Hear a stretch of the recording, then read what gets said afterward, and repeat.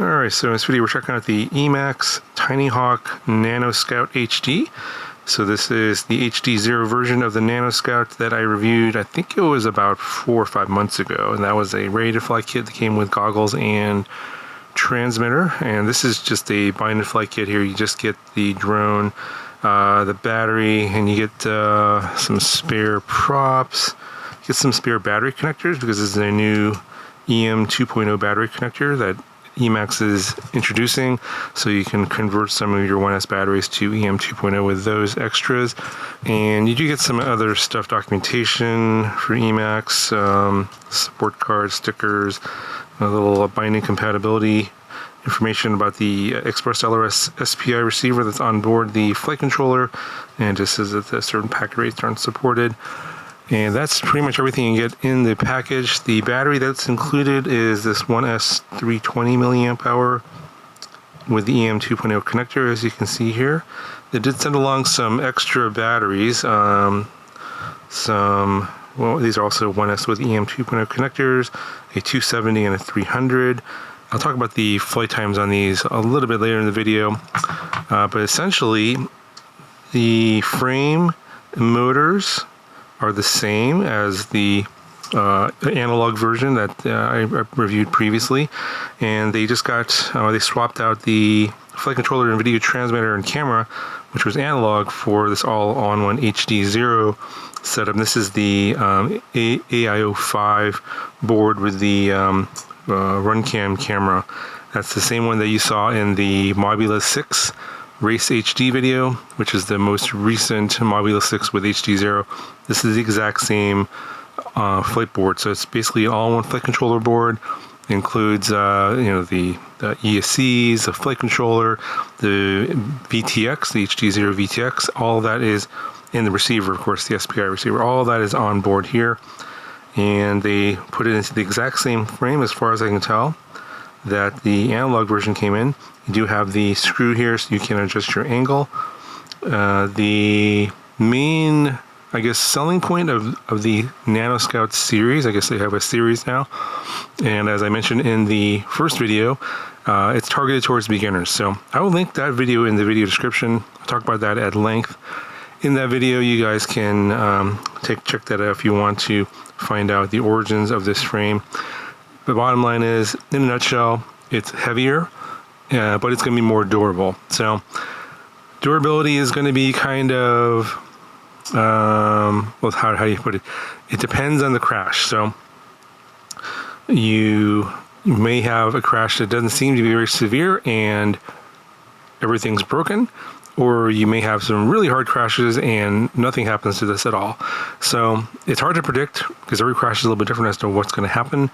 I have crashed this a few times in the house, nothing crazy, but I don't crash the same way as a beginner does, and it's kind of hard for someone that's been flying for 10 years to sort of simulate how a beginner would crash, because there's a wide variety of ways that a beginner would crash, and there's just too many to sort of test and figure that out. So the only way you can know if this is really going to be more durable than the Mobula 6 version is to just look at feedback from other people.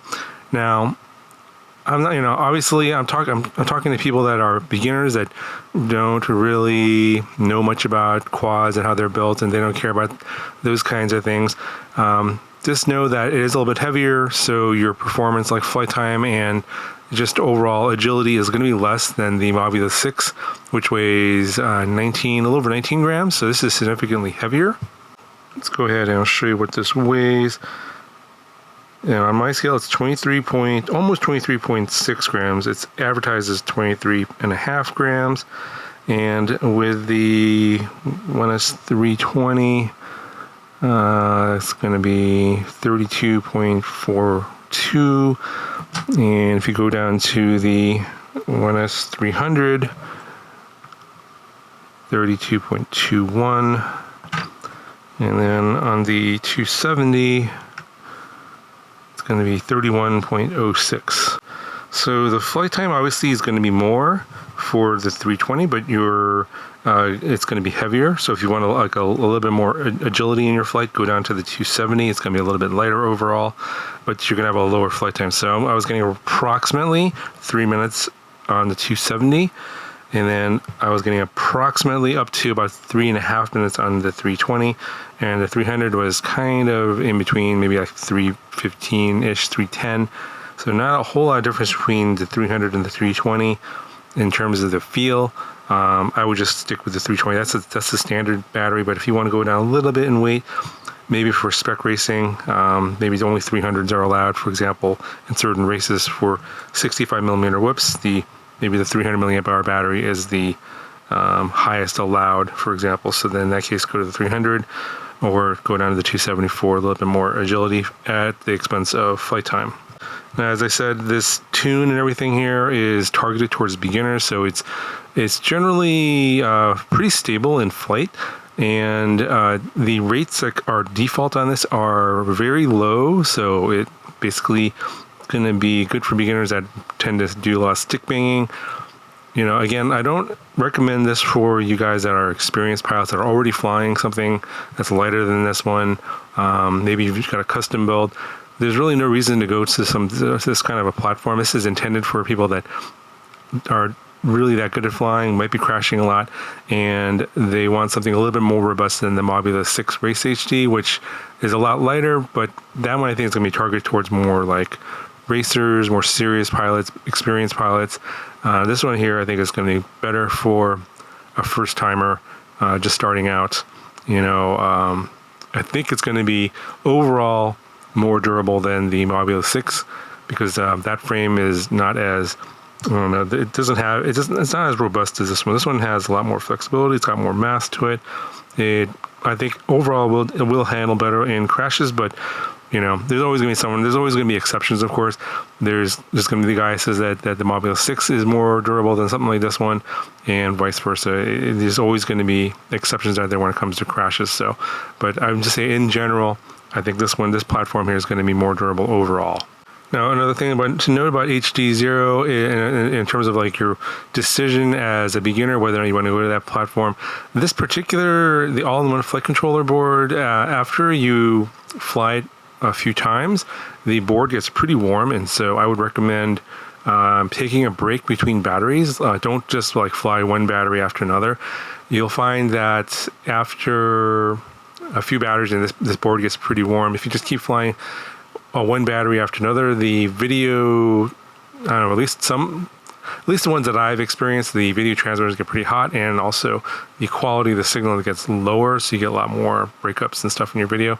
Usually when this is cold and you're just starting it out for the first time, you'll get pretty good video for the initial flights, but then as it heats up and as you fly more batteries, it will get a little bit worse, and I would recommend just taking a break, let it cool off for like a minute, and then go ahead and pop in the next battery and go ahead and fly. So just something to be aware of with the HD0, especially this all-in-one AIO5. That's been my experience. If you're finding that the video signal gets worse as you fly more batteries, just let it cool down between flights. Maybe put a fan on it after a flight, unplug the battery, and put a little fan on here on the board so that you're blowing cool air into here, and let it cool down, and then you should be good to go after about a minute.